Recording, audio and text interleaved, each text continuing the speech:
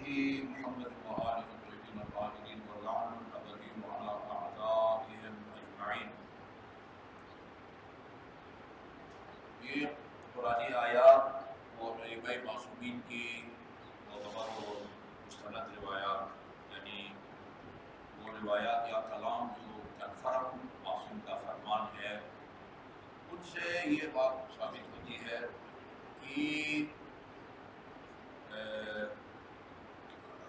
جن امور کی وجہ سے یا جن باتوں کی وجہ سے یا اعمال کی وجہ سے خدا ان کے نتیجے میں خدا گناہوں کو بخشتا ہے، وہ دو قسم کے ہیں.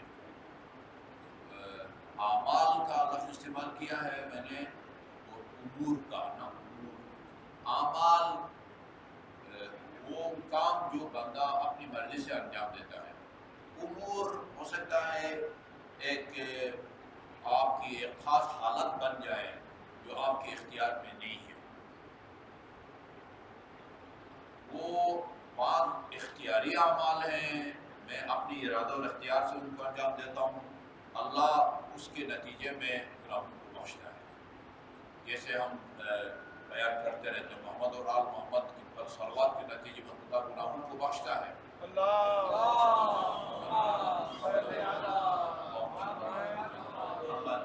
اور تھوک کے حساب سے بخشتا ہے، تھوک کے حساب سے.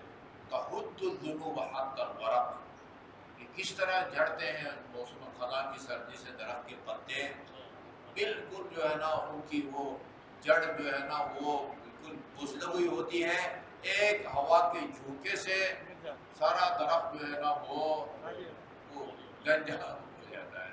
ٹھیک ہے جی. یا 5 وقت کی نماز کے بارے میں یہی الفاظ ہیں، یہی الفاظ فَإِنَّهَا تَحُطُّ الذُّنُوبَ وَحَقَّ الْوَرَقِ، بہت سارے. ٹھیک ہے جی. اچھا، کچھ کام ایسے ہیں جو بندے کے اختیار میں نہیں ہوتے. خدا اپنے بندے کے گناہوں کو بخشنے کی خاطر وہ حالت انسان کے اندر پیدا کر دیتا ہے، وہ ناپسندیدہ عمل. لہذا حضرت زہرا علیہ السلام کی جو قرآنی روایت ہے اس میں آپ نے فرمایا کہ اللہ تعالیٰ جب اپنے کسی بندے کی بھلائی چاہتا ہے اور اس بندے سے کوئی گناہ سرزد ہو، اس گناہ کو بخشنے کے لیے اللہ تعالیٰ اس کو کسی نہ کسی پریشانی میں جو ہے نا وہ مبتلا کر دیتا ہے. مالی پریشانی، بیماریوں کی پریشانی اور درجنوں ہزاروں پریشانیوں میں، آزمائشوں میں ڈالتا ہے، اور اس کے نتیجے میں اللہ اس کے گناہوں کو بخشتا ہے. اچھا، گناہ زیادہ ہوں اور یہ مالی پریشانی یا بیماریوں کی پریشانی ان گناہوں کی بخشش کے لیے کافی نہ ہو، پھر اسرائیل سے کہتا ہے اس کی روح قبض کے وقت کرتے وقت جو ہے نا وہ تھوڑا سا تشدد کرو، میں چاہتا ہوں اس تشدد کے نتیجے میں اس کے گناہوں کو نہ وہ بخشو. اور بھی مراحل ہیں، ابھی ان مراحل میں نہیں جانتے. وہ قیامت میں شفاعت رسول اور اہل بیت رسول، وہ تمام مراحل موجود ہیں جن کے نتیجے میں اللہ تعالیٰ بندے کو گناہوں کو بخشتا ہے. یعنی یہ لفظ خدا کے لیے استعمال نہیں کرنا چاہیے، لیکن سمجھانے کے لیے کوشش خدا کی یہ ہوتی ہے کہ بندہ جب اس دنیا سے اٹھے تو گناہوں سے پاک ہو. اب بندے کی اپنی بدبختی ہوتی ہے کہ گناہ اتنے زیادہ ہوں کہ یہ دنیا کی پریشانیاں یا موت کا تشدد جو ہے وہ گناہوں کی بخشش اور کفارے کے لیے کافی نہ ہو. یہ تمہید سمجھ میں آ گئی نا؟ اچھا، اب اس تمہید کے بعد تفسیر النور الثقلین کی روایت ہے، کتاب توحید سے لی ہے انہوں نے نا، توحید صدوق سے. عبداللہ بن مسعود نقل کرتے ہیں اس کو، عبداللہ بن مسعود رسول خدا سے نقل کرتے ہیں. عن عبداللہ بن مسعود قال بینا نحن عند رسول اللہ اذ تبسم، ہم چند صحابہ کرام رسول خدا کی خدمت میں بیٹھے ہوئے تھے، ایک مرتبہ ہم نے دیکھ رسول خدا جو ہے نا وہ مسکرا دیے.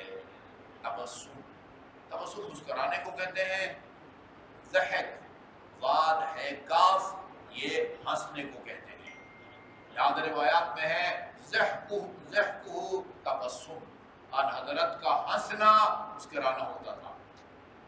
آواز نکال کے کبھی جو ہے نا وہ حضرت نہیں ہنستے تھے، کہا لگانا نا، مذمت کی گئی ہے وہ بات جو ہے نا وہ زور زور سے قہقہ لگانے.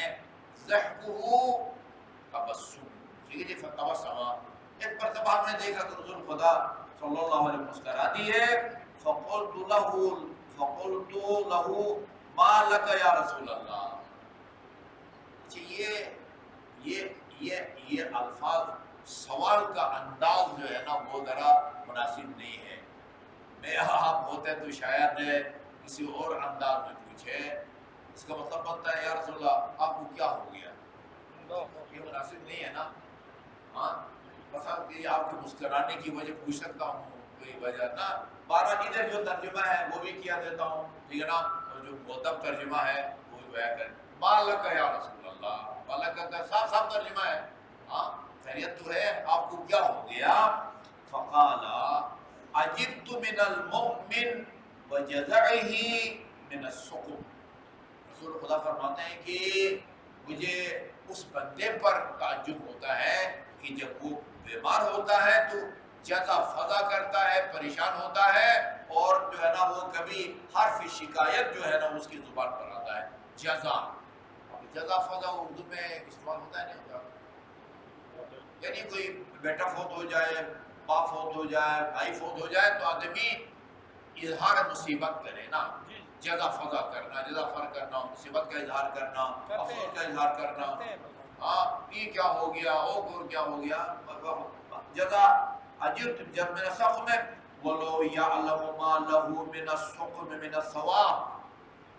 یعنی اگر اس کو پتہ ہوتا کہ اس بیماری کا مقابلہ کرنے کا کیا ثواب ہے، لأحب ان لا يزال سقيما حتى يلقى الله عز وجل.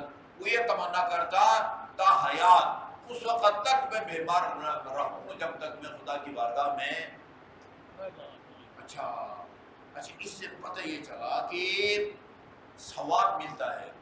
دو بیک وقت دو کام ہوتے ہیں، گناہ بھی جھڑتے ہیں اور ثواب بھی ملتا ہے. وہ اس لیے ابو بصیر جو زندگی کے آخری ایام میں نابینا ہو گئے تھے، وہ امام جعفر صادق علیہ السلام کی خدمت میں حاضر ہوئے اور عرض کیا کہ فرزند پیغمبر دیکھیں میں ایک عرصے سے بینائی سے محروم ہوں اور میں آپ کی زیارت بھی نہیں کر سکتا. میرا ایمان ہے، عقیدہ ہے، اگر آپ اپنا ہاتھ پھیریں گے نا میری آنکھوں پر، کوئی موتیا یا کوئی اور جو ہے نا وہ جو آج کل آنکھوں کی وہ بیماریاں آئی ہوئی وہ نہیں، نابینا سرے سے اندھا، آپ ہاتھ پھیریں گے تو خدا میری بینائی لوٹا دے گا. امام نے ہاتھ پھیرا، بینائی واپس آ گئی. امام کی زیارت کی، پھر امام نے اس کے سامنے دو عجیب آپشن رکھے نا. کہا کہ تو اگر روز قیامت اور لوگوں کی طرح وہ حساب کتاب کے لیے کھڑے ہونے کا حوصلہ رکھتا ہے تو یہ بینائی تیرے پاس رہے گی. اور اگر تو یہ چاہتا کہ روز قیامت بغیر کسی حساب کتاب کے جنت میں اور ہمارے پڑوس میں تمہیں جگہ ملے تو یہ جو ہے نا تا حیات زندگی بھر تجھے نابینا اندر رہنا پڑے گا. ہاں تمہاری مرضی ہے. کہا کہ مجھے بینائی نہیں چاہیے دنیا میں، اور نہ مجھ میں حوصلہ ہے کہ وہاں جو ہے نا وہ پتہ نہیں کئی گھنٹے یا دن حساب کتاب کے لیے کھڑا رہوں. مجھے آپ کی جوار میں جگہ چاہیے، بغیر حساب کتاب کی جنت چاہیے. باقی میں جو ہے نا یہ بغیر آنکھوں کے اس دنیا میں گزارا کر لوں گا. یا ثواب کا ذکر الگ ہے.